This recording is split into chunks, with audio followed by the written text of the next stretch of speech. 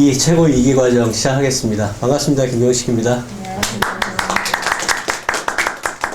자, 오늘 먼저 이제 이기 발표부터 할게요. 박남현 님이 나오셔서 조사한 물건에 대해서 발표를 하시고 발표한 부분에 대한 장단점을 분석하는 시간으로 가지겠습니다. 나오시죠. 네. 일단 물건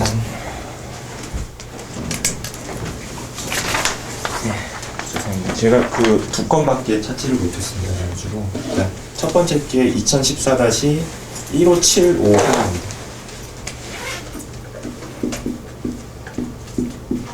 B로 1575 하나입니다. 자, 오늘 참관인분이 계셔서 모든 부동산 경매 물건에는 타경이라는 얘기가 붙는데요. 큰 의미는 없습니다. 타경이라고 붙으면 2014 타경 하면은 2014년도에 감정평가한 부동산 경매 물건이라고 이해하시면 돼요. 그래서 2014 타경 15751 보통 이렇게 이제 처음 오신 분들은 얘기를 하는데 저희들이 이제 이 업종을 진행하는 전문가들은 그냥 15-1575 이렇게 얘기를 합니다. 그러니까 같은 얘기예요. 그러니까 타경이 왜 타경이 붙느냐 그러면 왜 이름이 철수냐라고 묻기도 똑같습니다. 예. 네. 누적 수는 2,700건이 조금 넘어가는 물건인데요. 지금 현재 변경이 지금 계속 됐습니다. 변경이 지금 계속 됐다라는 거는 이제 물건에 대한 애착이 어느 정도 채권자나 채무자 둘 중에 이제 하나가 이제 애착이 있다라는 부분들이 좀 느껴지는 것 같고요. 중간에 제가 바로바로 얘기할게요. 반포동의 레미안 퍼스트지 가장 선호하는 물건입니다. 반포동 주민들이. 압구정의 미성이나 한양 부분을 선호하듯이 반포동의 레미안 퍼스트지 하면은 반포동에 입주하려고 하는 분들은 최고로 쳐요. 근데 과히 그렇게 최고는 아니에요.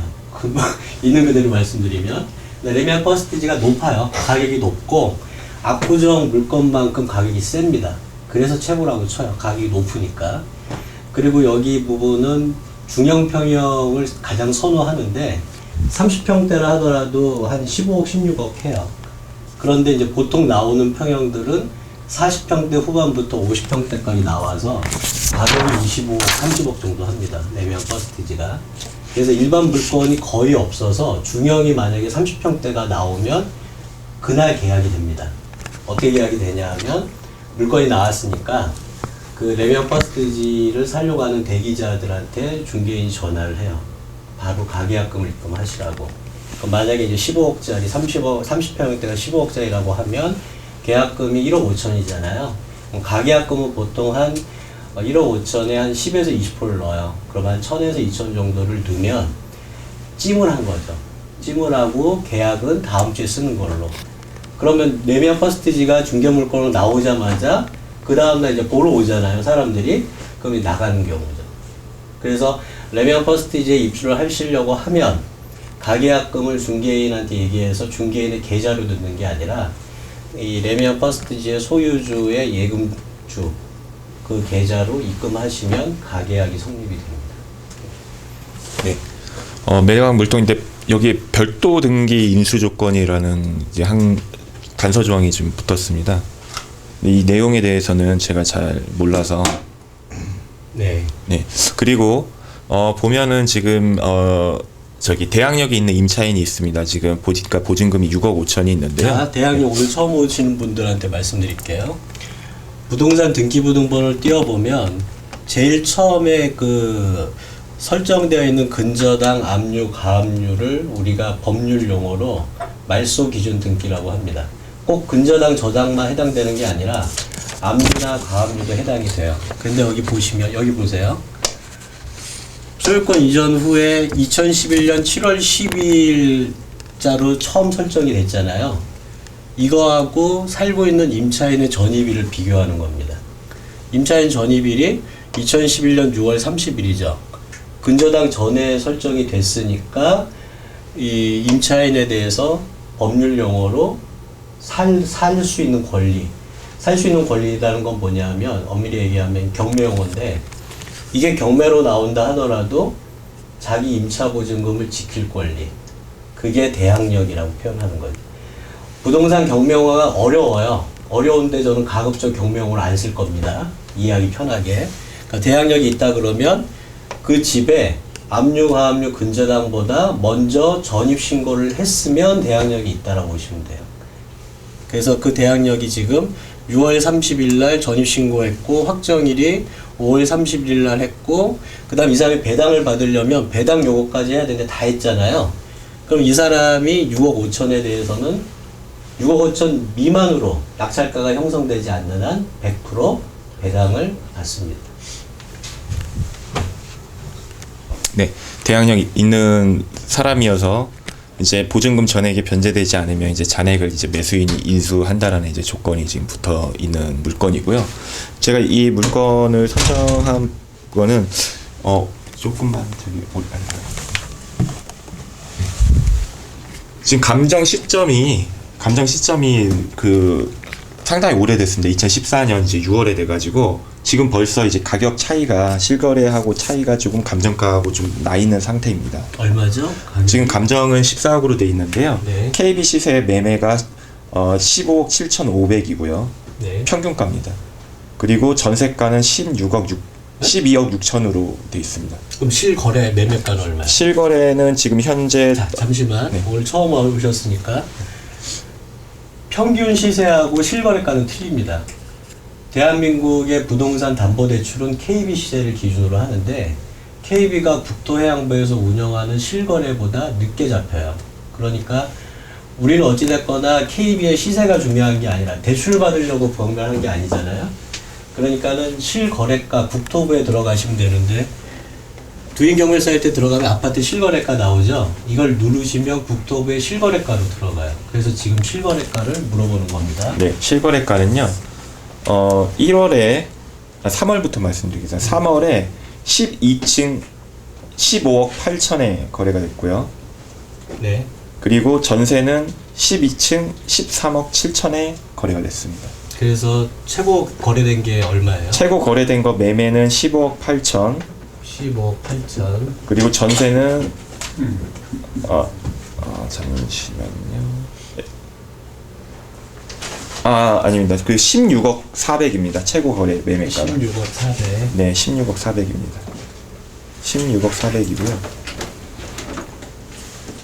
네, 그리고요. 그리고 실거래 전세는 13억입니다. 13억. 네. 월세는 9,700에 한 110만 원 정도 형성이 되어 네. 있습니다. 근데 여기 보시면은 29층에 22층이죠. 로얄층입니다. 우리의 로얄층을 따지는 기준은 3분의 2 이상이 로얄층이에요. 총 층수에.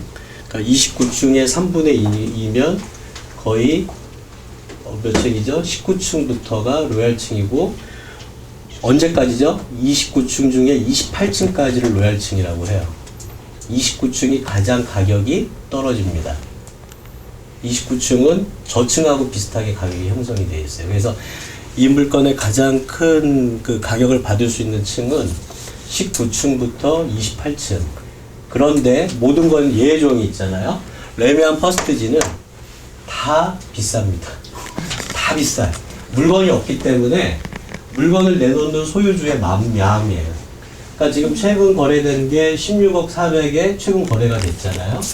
그 전세는 13억인데 전세 매물이 전세 매물은 지금 현재 네. 없습니다. 전세 매물이 없어요. 왜? 자, 여기에서 이제 부동산 기본은 매물이 없으면 전세가 없습니다. 전세가 없으면 월세도 없어요. 그럼 쉽게 해서 내가 부동산 레미안 퍼스트지 전용 면적 25.7평, 계약 평수로 하면 30평 초반의 물건을 소유한 소유자예요. 얼마에 팔겠습니까? 16억? 그리고 얼마에? 17억. 그냥 속된 얘기로 미친 척하고 17억 내놓으면 돼요.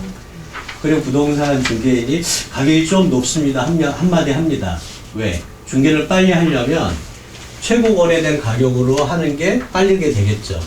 그러면은 중개인한테 17억이 내놨잖아요. 그럼 중개인 가격이 좀 높습니다라고 하면 예 알겠고요. 17억에 해주세요 하면 됩니다.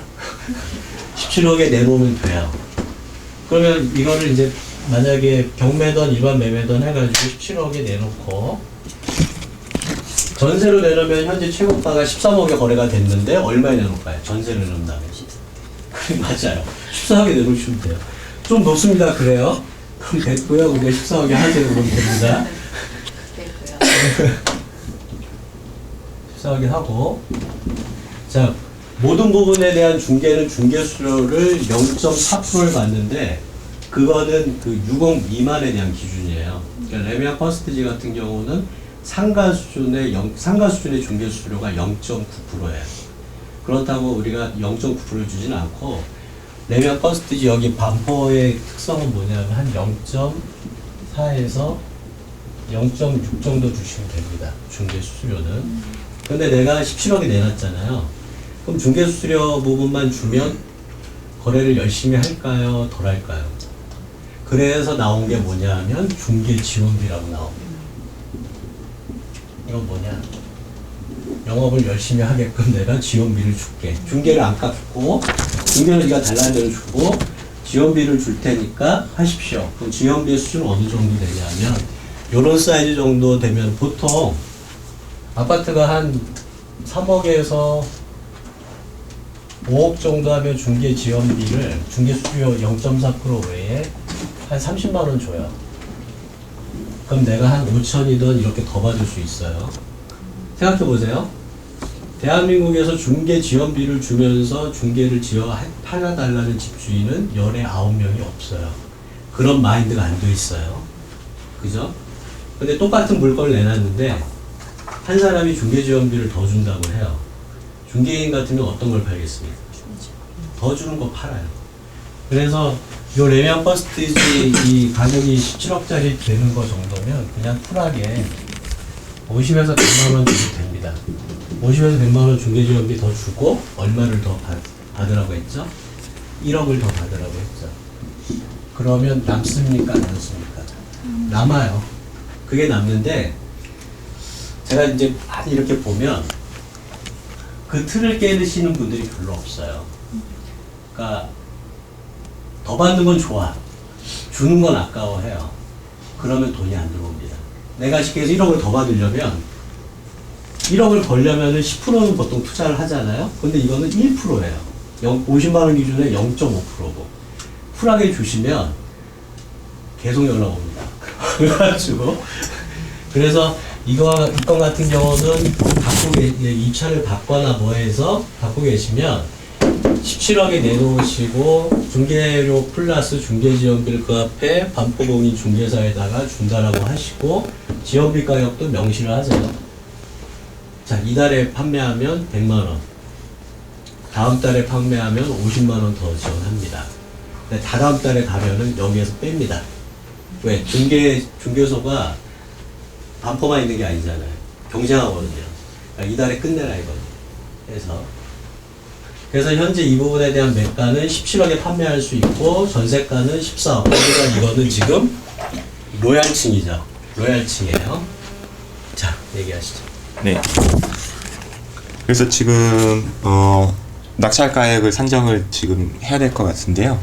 자, 여기에서 낙찰을 산정하기 전에 네.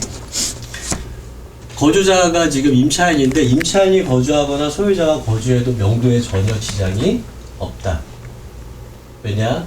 임차인이나 거주자가 거주하면 낙찰받은 사람한테 이 명도 확인서를 받아야 돼요. 명도라는 건 임차인이나 전 소유자가 이사하는 거를 명도라고 합니다. 명도 확인서는 언제 써줄까요? 이사했을 때 써주는 거예요. 나 이사할 거니까 오늘 써주십시오 해서 써주면 큰일 납니다. 그죠? 명도 확인이라는 건 현재 낙찰받은 집주인이 전에 집주인이나 전에 임차인이 이사를 했다. 그걸 확인하는 게 명도 확인서예요. 그래서 이사 당일날 써주는 거예요.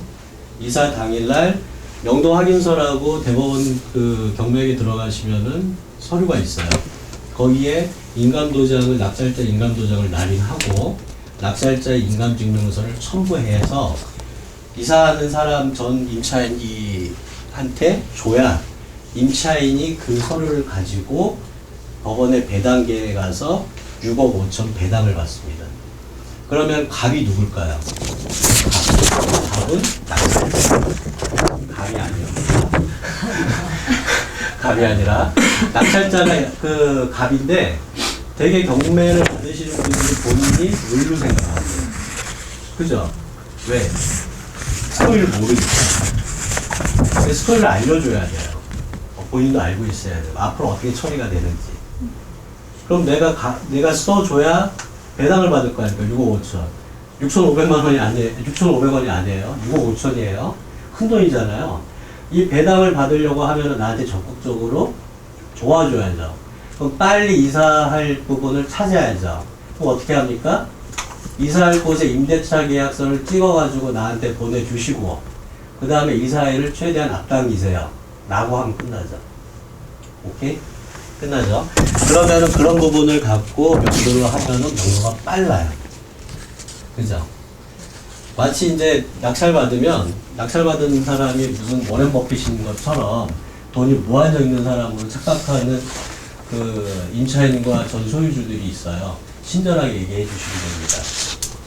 내가 원하는 시점에 이사를 안 나가시면 명도 확인서를 못 받으실 거고, 못 받으면은 배당을 못 받으시니까 본인한테 절대적으로 불리하다. 그걸 웃으면서 얘기를 해주시면 되는데, 명도에 대한 부분은 여기 과정에 들어오시면 제가 다 서포트 하기 때문에 신경 안 쓰셔도 돼요. 그런데 과정은 알고 있어야 되니까 말씀드립니다. 그래서